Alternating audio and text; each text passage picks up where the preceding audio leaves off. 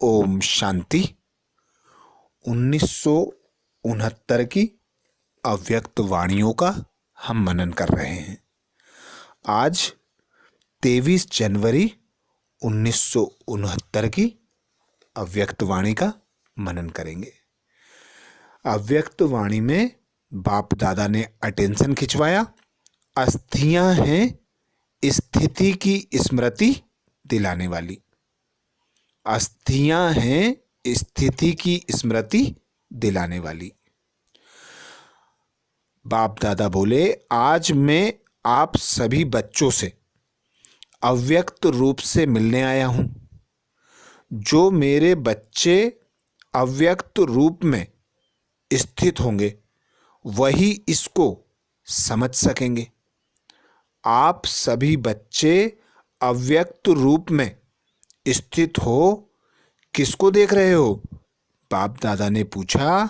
आप बच्चे अव्यक्त रूप में स्थित होकर किसको देख रहे हो?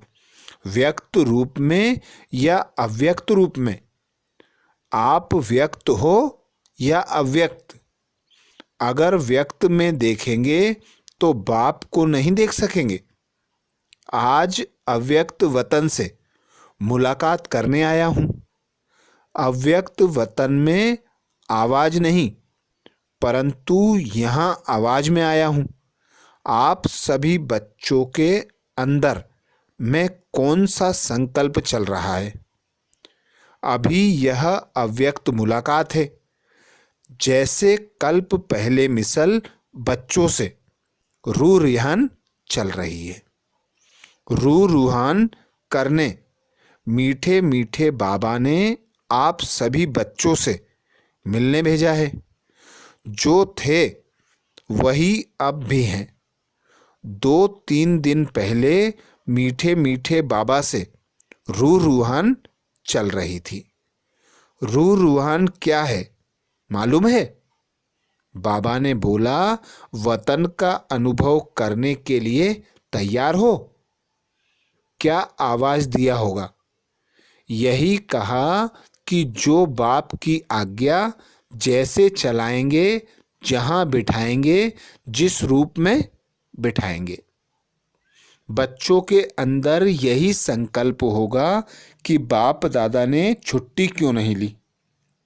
बाबा को भी यह कहा। बाबा ने कहा, अगर सभी बच्चों को बिठाकर छुट्टी दिलाऊं तो छुट्टी देंगे। आप सभी बच्चों को देख, सर्विस को देख, बच्चों के स्नेह में आ जाएंगे। इसलिए जो बाप ने कराया वही ड्रामा की भावी कहेंगे। व्यक्त रूप में नहीं तो अव्यक्त रूप से मुलाकात कर ही रहे हैं। सर्विस की वृद्धि वैसे ही है, बच्चों की याद वैसी ही है, लेकिन अंतर यह है कि वह व्यक्त में अव्यक्त था और यह अव्यक्त ही है। जो नयनों की मुलाकात जानते होंगे वह नयनों से इस थोड़ी सी मुलाकात में अपने प्रति शिक्षा, डायरेक्शन ले लेंगे। आप सभी को वतन में तो आना ही है। बच्चों से मुलाकात करने के लिए हर वक्त, हर समय तैयार ही रहते हैं। अब जहां तक बच्चों की जितनी बुद्धि क्लियर होगी, उसी अनुसार ही अव्यक्त मिलन का अनुभव कर सकेंगे। शक्ति स्वरूप में स्थित हैं दीदी से। जैसे साथ थे वैसे ही हैं, अलग नहीं। अभी शक्ति स्वरूप का पार्ट प्रत्यक्ष में दिखाना है। जो बाप की शिक्षा मिली है वह प्रैक्टिकल में करके दिखाना है। शक्ति सेना बहुत है, अभी पूरा शक्ति स्वरूप बन जाना है। अभी तक बच्चे और बाप के स्नेह में चलते रहे। अब फिर बाप से जो शक्ति मिली है उस शक्ति से औरों को ऐसा शक्तिवान बनाना है। वही बाप के स्नेही बाप के साथ अंत तक रहेंगे। अभी मीठे मीठे बाबा दृश्य दिखला रहे हैं। आप सभी बच्चों का आप अस्थियां उठा रहे हैं। अस्थियों को नहीं देखना, स्थिति को देखना। यह अस्थियां स्थिति स्वरूप है। एक एक रग में स्थिति थी, तो बाहर से वह अस्थियों को रखा है, परंतु इसका अर्थ भक्ति मार्ग का नहीं उठाना। इन अस्थियों में जो स्थिति भरी हुई है, हमेशा उसको याद रखना। साधारण मनुष्यों को यह बातें इतना समझ नहीं आएंगी। बच्चों का स्नेह है और सदा रहेगा, 21 जन्म तक रहेगा। आप सभी सतयुगी दुनिया में साथ नहीं चलेंगे, राज्य साथ नहीं पाएंगे। साथ ही हैं, साथ ही रहेंगे जन्म जन्मांतर तक। कभी भी ऐसा नहीं समझना बाप है दादा नहीं, या दादा है तो बाप नहीं। हम दोनों एक दो से एक पल भी अलग नहीं हो सकते। ऐसे ही आप अपने को त्रिमूर्ति ही समझो। इसलिए कहते हैं त्रिमूर्ति का बेच हमेशा साथ रखो। जब ब्रह्मा विष्णु और शंकर तीन को देखते हो तो आपके भी त्रिमूर्ति की याद अर्थात अपना स्वरूप और बाप दादा की याद त्रिमूर्ति की स्थिति मशहूर है। इसमें ही आप सभी बच्चों का कल्याण है। कल्याणकारी बाप जो कहते हैं, जो कराते हैं, उसमें ही कल्याण है। इस एक एक महावाक्य में एक एक नज़र में बहुत कल्याण है, लेकिन स्थूल को परखने वाले कोई कोई अनन्य और महारथी बच्चे हैं। अब आप भी इतना ही शीघ्र कर्मातीत स्थिति में स्थित रहने का पुरुषार्थ करो। जैसे यहाँ हर समय बाप दादा के साथ व्यतीत करते थे, वैसे ही हर कर्म में हर समय अपने को साथ ही रखा करो। बच्चे यही शिक्षा याद रखना, कभी नहीं भूलना।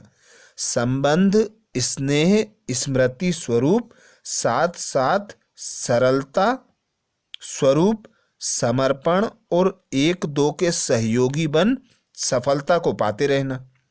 सफलता आप सभी बच्चों के मस्तक के बीच चमक रही है। अब बहुत समय हुआ, और कुछ कहना है? सूक्ष्म वतन में बैठे भी हर बच्चे की दिनचर्या, हर बच्चे का चार्ट सामने रहता है। व्यक्त रूप से अभी तो और ही स्पष्ट रूप से व्यक्त रूप की तुलना में देखते हैं, इसलिए सभी की रिजल्ट देखते रहते हैं। जितना अव्यक्त स्थिति में स्थित होंगे, उतना उस अव्यक्त स्थिति में कर्मेंद्रियों द्वारा कर्म ऐसा होगा जैसे श्रीमत राय दे रही है। यह अनुभव बच्चे पाएंगे। अब अपनी अव्यक्त स्थिति के आधार से ऐसा काम करना जैसे श्रीमत के आधार से काम होता रहता है। जिस चीज के साथ बाप का स्नेह है, उससे उतना स्नेह रखना ही अपने को सौभाग्यशाली बनाना है। रग रग में किसके साथ स्नेह था? 5 तत्वों से नहीं, स्नेह गुणों से ही होता है। स्नेह था, नहीं है और रहेगा। स्नेह था, नहीं है और रहेगा। जब तक भविष्य नई दुनिया ना बनी है, तब तक यह अटूट स्नेह रहेगा। स्नेह आत्मा के साथ और कर्तव्य के साथ ही है, तो फिर शरीर क्या, अंत तक साथी रहेंगे। जिसका बाप के साथ स्नेह है, वही अंत स्थापना के कार्य में मददगार रहेंगे। इसलिए स्नेही होने की कोशिश करो। कैसी भी माया आवे, मायाजीत बनना। जैसे बेच लगाते हो वैसे मस्तक पर यह विजय का बेच लगाओ। मधुबन का नक्शा सारे वर्ल्ड के सामने म्यूजियम के रूप में होना चाहिए। अविनाशी भंडारा है, इसका और भी ज्यादा शो करना है। जैसे सभी बच्चे पत्र लिखते थे वैसे ही लिखते रहना। जैसे डायरेक्शन लेते थे वैसे ही लेना।